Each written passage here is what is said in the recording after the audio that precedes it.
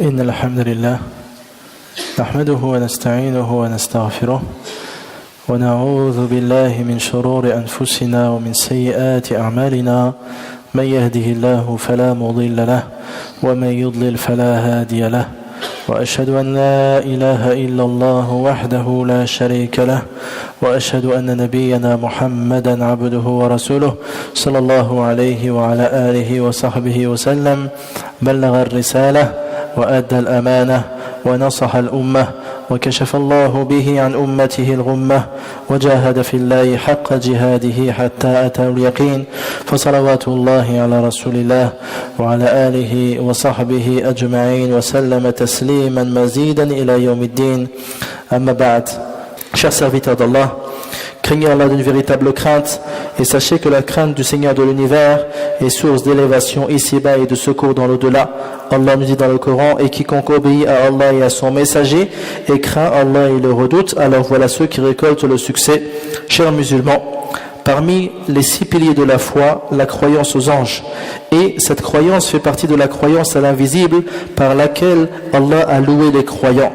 Allah nous dit dans le Coran, au tout début de Surat Al-Baqarah, Alif Lam Mim, c'est le livre au sujet duquel il n'y a aucun doute, c'est un guide pour les pieux qui croient à l'invisible et accomplissent la prière et dépensent de ce que nous leur avons attribué. Allah subhanahu wa ta'ala a créé les anges de lumière et ce sont des êtres nobles, ne désobéissant jamais à Allah dans ce qu'il leur ordonne, le glorifiant nuit et jour, sans s'interrompre ni se lasser, et nul ne connaît leur nombre en dehors d'Allah. Allah dit dans le Coran: nul ne connaît les armées de ton Seigneur. Et selon Hakim ibn Hizam, il nous dit: le prophète sallallahu alayhi wa sallam était assis avec ses compagnons et il leur dit: entendez-vous ce que j'entends? Ils dirent: nous n'entendons rien. Le prophète dit alors: j'entends le craquement du ciel, et il a le droit de craquer. Il n'y en a pas de place pour 4 doigts sans qu'un ange n'y soit prosterné ou debout, rapporté par At-Tabarani fil Kabir. Chers frères et sœurs, les anges ont reçu la capacité d'apparaître sous une autre apparence que la leur. Jibril alayhi salam venait parfois au prophète sallallahu alayhi wa sallam sous l'apparence d'un compagnon appelé Dihyatul Kalbi. Mais l'apparence de Jibril, son apparence originelle est immense. Il a 600 ailes alayhi salam recouvrant l'horizon de ses ailes. Car le prophète sallallahu alayhi wa sallam a vu Jibril sous son apparence véritable à 2 reprises. Donc au début de la révélation et lors du voyage nocturne et l'ascension. Et le prophète sallallahu alayhi wa sallam un jour a parlé d'un ange parmi ceux qui portent le trône d'Allah subhanahu wa ta'ala. Il dit sallallahu alayhi wa sallam: il m'a été permis de parler de l'un des anges porteurs du trône. En fait, l'espace entre le lobe de son oreille et son cou est parcouru en 700 ans. Rapporté par Abu Daoud. Chers serviteurs d'Allah, Allah dans le Coran a cité que les anges sont des messagers dotés de 2, 3 ou 4 ailes et qu'ils sont des nobles serviteurs. Ils ont obéi à l'ordre de leur Seigneur lorsqu'il leur a ordonné de se prosterner devant Adam alayhi salam comme signe d'honneur. Et ils ont atteint le sommet de l'adoration et de l'obéissance au Seigneur de l'univers.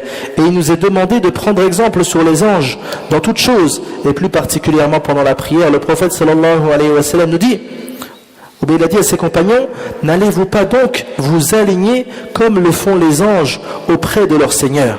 Donc le prophète sallallahu alayhi wa sallam, il a vu que les rangs des musulmans n'étaient pas droits pendant la prière. Il leur a dit: pourquoi ne vous alignez-vous pas comme s'alignent les anges auprès de leur Seigneur? Les compagnons dirent: ô prophète, et de quelle façon les anges s'alignent-ils auprès de leur Seigneur? Le prophète sallallahu alayhi wa sallam dit alors: ils complètent les rangs en commençant par le premier et se tiennent serrés les uns contre les autres, rapporté par l'imam Muslim. Et les anges ont des liens solides avec les hommes et encore plus avec les croyants. En ce qui concerne tous les anges, en ce qui concerne tous les hommes, les anges leur écrivent leur subsistance, le terme de leur vie, leurs œuvres et s'ils feront partie des heureux ou des malheureux.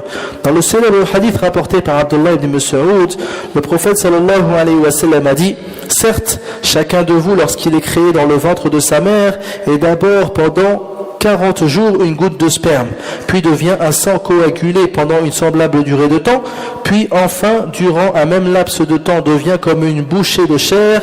Là-dessus, l'ange lui est envoyé qui insuffle l'âme et il est ordonné à celui-ci d'accomplir 4 commandements, à savoir d'inscrire les moyens de subsistance, le terme de son existence, ses actions, et enfin, est-ce qu'il fera partie des bienheureux ou bien des malheureux, rapporté par Al-Bukhari ou Muslim. Sachez également que parmi les anges, certains se chargent de la protection de l'homme. Allah dit dans le Coran, l'homme a par devant lui et derrière lui des anges qui se relaient et qui veillent sur lui par ordre d'Allah. Et il dit également, et il est le dominateur suprême sur ses serviteurs, Al-Qahiru fawqa ibadi. Et il envoie sur vous des gardiens, et lorsque la mort atteint l'un de vous, nos messagers enlèvent son âme sans aucune négligence. L'un est appelé Al-Munkar et l'autre est appelé Al-Nakir. Et ils lui disent à cet homme, que disais-tu à propos de cet homme, c'est-à-dire Muhammad sallallahu alayhi wa sallam? Il dira ce qu'il avait l'habitude de dire ici-bas. Il est le serviteur d'Allah et son messager. J'atteste que nul ne mérite d'être adoré en dehors d'Allah et que Muhammad est son messager et serviteur. Ils diront alors, nous savions ce que tu allais dire. Et puis ils élargiront sa tombe d'un espace de 70 sur 70 coudées. Là, sa tombe lui sera éclairée et ils lui diront alors, nem, c'est-à-dire dors. Il dira alors, je voudrais retourner vers ma famille pour les informer. Ils lui diront, dors comme un nouveau marié, que seul celui des membres de sa famille qu'il aime le plus le réveille. Et il continuera son sommeil jusqu'au jour de la résurrection. Et l'hypocrite, il lui sera posé la même question. Que disais-tu sur cet homme? Il dira, j'ai entendu les gens dire et j'ai fait comme eux. Et ils lui diront, nous savions que c'est ce que tu allais dire. Et puis, ils diront à la terre de le compresser. Ils diront à la terre de le compresser et elle le mettra sous une pression telle que ses côtes se croiseront et il ne cessera d'être châtié jusqu'à Yawm al-Qiyamah, rapporté par At-Tirmidhi. Il y a également donc Jibril, le plus célèbre, qui est chargé de la révélation vers les prophètes. Il y a également l'ange chargé de la pluie et des plantes qui s'appelle Mikaïl ou bien Mikaël. Il y a également l'ange chargé de souffler dans la trompe le jour de la résurrection s'appelant Israfil. Et il y a également le tonnerre qui est un ange chargé des nuages. Ibn Abbas rapporte que des juifs sont venus trouver le prophète sallallahu alayhi wa sallam et lui ont dit, ô Abul Qasim, parle-nous du tonnerre, Ra'd. Qu'est-ce que c'est? Le prophète sallallahu alayhi wa sallam a dit, c'est un ange parmi les anges préposé au-dessus des nuages. Il porte une cravache de feu avec laquelle il dirige les nuages où Allah le veut.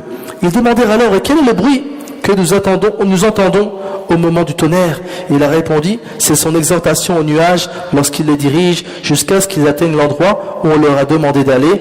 Et les juifs dirent au prophète, tu as dit la vérité, rapportée par At-Tirmidhi. Chers musulmans, quant au lien entre les anges et les croyants, sachez que les anges aiment les croyants et les guident et prient sur eux et sur le prophète Mohammed sallallahu alayhi wa sallam. Et la prière des anges sur les croyants, cela signifie qu'ils invoquent Allah pour le croyant et demandent à Allah de lui pardonner.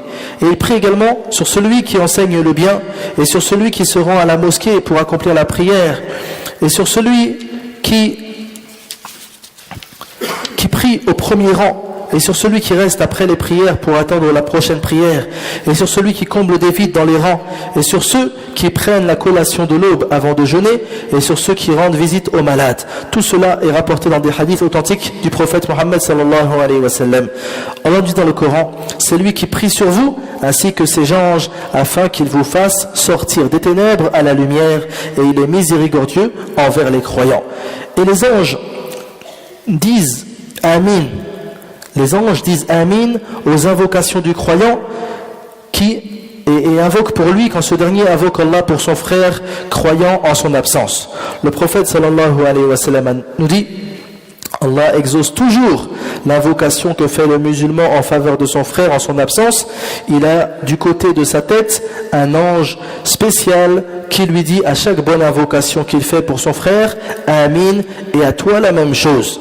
C'est-à-dire il méritera la même récompense et la même chose qu'il a invoqué pour son frère. Et les anges demandent pardon pour les croyants.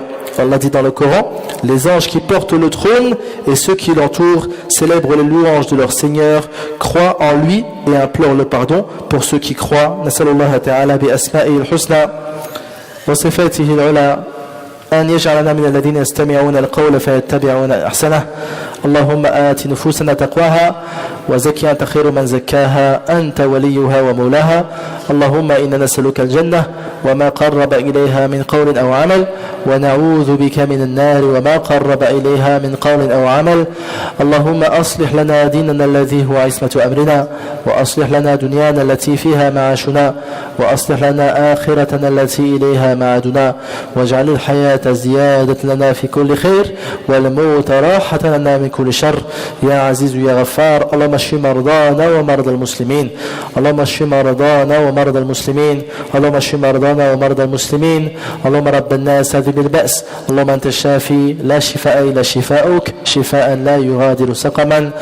اللهم اغفر لموتى المسلمين الذين شهدوا لك بالوحدانية ولنبيك بالرسالة وماتوا على ذلك. اللهم تقبل من الإخوان والأخوات الذين يسهمون أو ساهموا لأجل المسجد ولأجل المدارس في هذه المدينة. اللهم تقبل منهم. اللهم تقبل منهم. اللهم تقبل من المحسنين والمحسنات والمتصدقين والمتصدقات واجعل هذه النفقات نورا على نور وحسنات مضاعفة في ميزان حسناتهم يوم القيامة. اللهم بيض لهم وجوههم. اللهم نورهم الطريق إلى الجنة يا رب العالمين. ربنا آتنا في الدنيا حسنة وفي الآخرة حسنة وقنا عذاب النار. ربنا آتنا في الدنيا حسنة وفي الآخرة حسنة وقنا عذاب النار. وصلى الله وسلم وبارك على عبدك ورسولك محمد وعلى آله وصحبه أجمعين وآخر دعوانا أن الحمد لله رب العالمين.